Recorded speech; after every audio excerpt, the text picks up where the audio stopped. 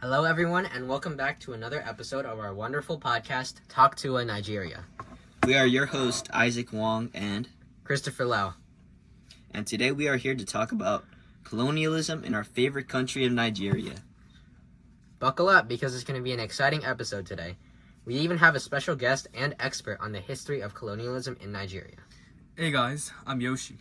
Boy! And he came all the way from the Museum of Lagos to talk about what happened during this era of colonialism in Nigeria. I sure am excited, and I hope you guys are listening at home are as well. But before we get into this incredibly interesting topic, let's talk about our sponsorship to thank those who made this episode possible. We'd like to give a huge thank to Jeff Bezos for his incredible generosity. His donation of $7 billion will make a huge difference in our podcast, allowing us to record much improved podcast content for you all. We truly appreciate his commitment to learning about the great country of Nigeria. Let's all give a hand for Jeff Bezos. All right, now with that out of the way, we can begin diving into this fascinating part of history. First, let's begin with a brief introduction of what Nigeria was like before being colonized. I wonder what happened to the country that controlled Nigeria when the British took over. That's actually what's interesting about Nigeria before colonization. It actually wasn't one single nation, but a bunch of different empires and kingdoms with incredibly different forms of government, life, and diverse cultures. Wow, I actually didn't know that before. But how different were they from each other actually? First, let's talk about the places that had single rulers, such as the House of States and the Oyo Empire. What's interesting is that although these two kingdoms both had a reigning monarch, the way they checked the power of the monarch varied incredibly differently.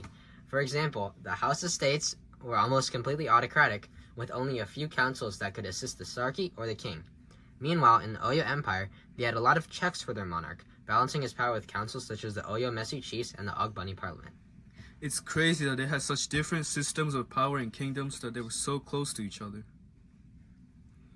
Yeah, it's insane. The differences in everyday life for commoners was pretty similar throughout these different kingdoms, however.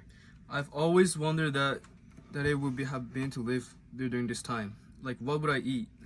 Usually, a lot of people living in this region would end up becoming Nigeria would grow, eat, and trade crops like yams, oil palms, plantains, and cassava beans. They would also hunt and fish to get their sources of meat. I don't think I could live there then. I hate yams. Only my mother ate yams. Also, what would I even be able to do if I can't play Valorant? A lot of people who lived here and worked a lot of jobs and did stuff that you would normally associate with pre-industrialization, such as blacksmithing, pottery, and making art and sculptures with terracotta and metal. Bro, I can't even draw a stick figure. Wow, thanks Chris for giving us a detailed picture of what it's like to live in the land of Nigeria during this pre-colonial time. Now let's listen to what Yoshi has to say about what happened during this colonial era. Thanks, Isaac.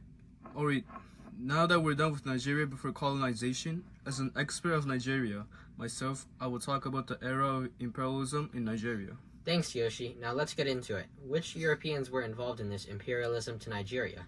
Yes, let's start off with a basic question. The Europeans involved were mostly British, as they led imperialism. But as the British got deep into Nigeria, other countries in Europe joined them, such as Portuguese, Dutch, and French. I thought the imperialism in Nigeria were all from the British, as it was mostly led by the British. What was included in their imperialism to Nigeria? Many things happened to Nigeria, but mostly revolved around violence and gave the British many benefits while never benefiting Nigeria. So, what briefly happened to Nigeria, Yoshi? As violence took over Nigeria, the British forcefully took the lands and resources from Nigeria. With Nigeria losing their natural resources, such as oil, palm kernels, cocoa, and tins, the British also built churches and schools on the land they took from Nigeria. Wait, that sounds a bit sus. Why would they build churches and schools? That's one of the important parts. The British never cared or valued about Nigeria's culture, language, and politics. They promoted their own culture of the West, leading them to build churches and schools in Nigeria. Wow, it sounds like these could also significantly change the economy of Nigeria.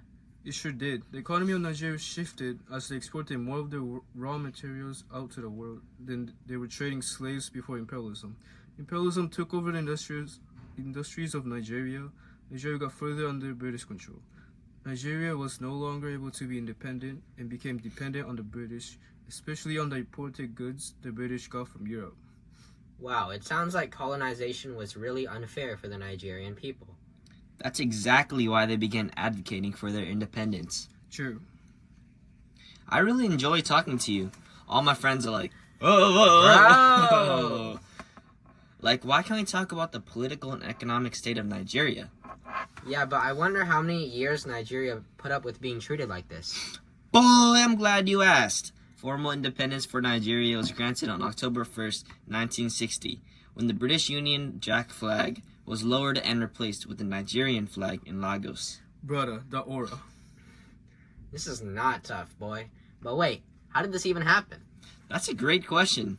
This transition between colonialism and independence mainly came from the constitutional negotiations, political movement, and diplomatic agreements. Good thing that there was very little bloodshed. Yeah, that's a pretty massive accomplishment. You know what else is massive? Why did the British end their colonial rule in Nigeria? Why? Well, mainly it's because of the boycotts, strikes, and media propaganda to pressure the British. Additionally, the British economy was very weak after World War II, forcing them to eventually give up control of many colonies. That's crazy. So was this transition peaceful or violent? It was mostly peaceful. Through negotiations and internal pressure, the British willingly gave power to the Nigerian leaders. Wow, that's really great. So happy ending for Nigeria, right? Well, not exactly. Even though Nigeria gained their independence in the end, Britain released them too fast and did not provide Nigeria with the proper framework to create a functional nation, leading to a lot of changes in power and overthrows of leaders for a couple decades after it was independent. Wow, that sounds like it was pretty unstable, even after Nigeria got what they wanted. You could probably argue that life was even worse in Nigeria for some time after independence than during colonization, considering how uncertain the political landscape was. That's very unfortunate, but I'm sure Britain helped Nigeria industrialize, considering that they were the most developed nation at the time, right?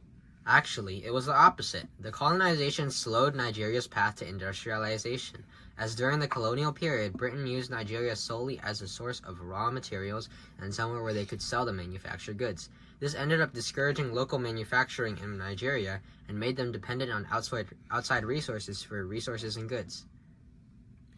It seems like Britain really ended up treating a lot of the countries that it colonized unfairly then. Yes, that is especially true for a lot of African countries that were colonized, even those colonized by other countries in Europe.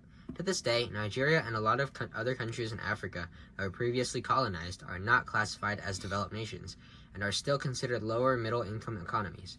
They also continue to face issues with developing infrastructure with problems such as unreliable electricity. Also, remember earlier how I said that what is now Nigeria used to be a diverse landscape with many different cultures? Oh yeah, I do. Unfortunately, the colonization of Nigeria and implementation of more Western-centered education that favored English ended up oppressing other languages, driving many of the 520 languages that used to be spoken throughout this region into endangerment and extinction. That's insane.